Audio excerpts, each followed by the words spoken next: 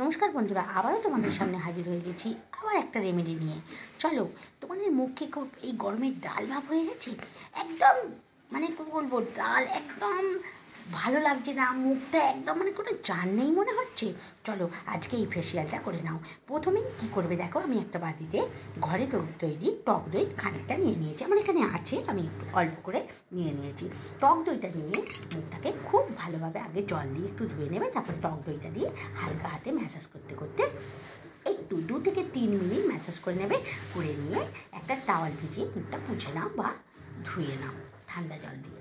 ঠিক আছে, পরিষ্কার তো হয়ে গেল, ক্লিন হয়ে গেল মুখটা। এবার পরিষ্কার করে নেবার পর সেকেন্ড স্টেপে কী করতে হবে চলো বলি। সেকেন্ড স্টেপে কী করতে হবে দেখো, প্রথম স্টেপে তোমরা মুখটা দই দিয়ে পরিষ্কার করে নিয়ে ধুয়ে নিলে। সেকেন্ড স্টেপে করতে হবে, দই নিয়ে নিয়েছি দেখতে পাচ্ছ। এবার তোমরা যতজন করবে পরিমাণটা বাড়িয়ে নেবে। আমি অল্প করে দেখাচ্ছি, চালের গুঁড়ো, অল্প চালের গুঁড়ো নিয়ে নেবে। অল্প চালের গুঁড়ো নিয়ে নিলে, ঠিক আছে। এবার এর মধ্যে কফি নিয়ে নেবে, 1 চামচের মতো কফি নিয়ে নেবে। 1 চামচ চালের গুঁড়ো নিয়েছি, 1 চামচ কফি নিয়ে নিলাম। এবার এতে লেবু দিয়ে দেবে।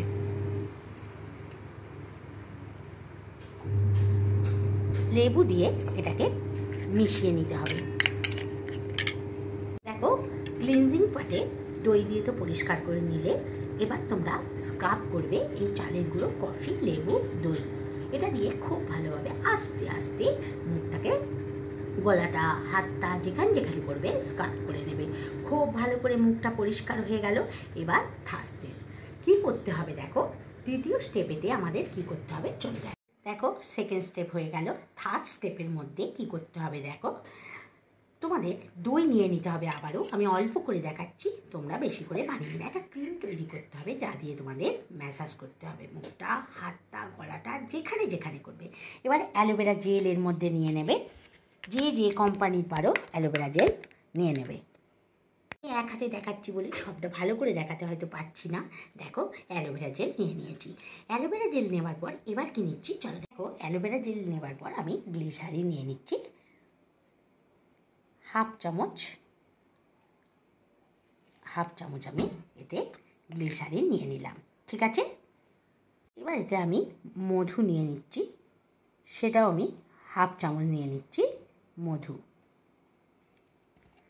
এবার খুব ভালো করে মিশিয়ে একটা ক্রিমের মতো তৈরি করে নিতে হবে। দেখো, এটা খুব ভালো করে মিশিয়ে নিতে হবে। এরকম ছানা হয়ে যাবে, ভয়ের কিচ্ছু নেই। কিন্তু মধু আছে, অনেক সময় হতেই পারে, ঘরের কাছে টক দই তো এই গরমে হতে পারে। এটা দিয়ে খুব ভালো করে মুখটাকে ম্যাসাজ করে নিতে হবে। ঠিক আছে, এটা দিয়ে খুব ভালো করে 10 মিনিটের মতো মুখটা ম্যাসাজ করে নেবে। এবার আমরা চলে যাব একদম শেষ 4th স্টেপ। তাহলে কী হবে, 4th স্টেপে কী করছি চলো দেখা। দেখো, একদম শেষ স্টেজে 4th স্টেজে আমরা কি করব, দই নিয়ে নেব। ঠিক আছে, আমি অল্প দেখাচ্ছি, তোমরা বাড়িয়ে নেবে। আবারও বলছি, ঠিক আছে। চলো এবার কি নিচ্ছি, আমি ঢালবার সময় দেখাতে পাচ্ছি না, আমি এক হাতে দেখাচ্ছি বলে। চলো এবার কি নিচ্ছি তোমাদের দেখাই। নিচ্ছি বেসন নিয়েছি, দই নিয়েছি, কস্তুরি হলুদ গুঁড়ো নিচ্ছি, সামান্য কস্তুরি হলুদ গুঁড়ো দিয়ে দেবে।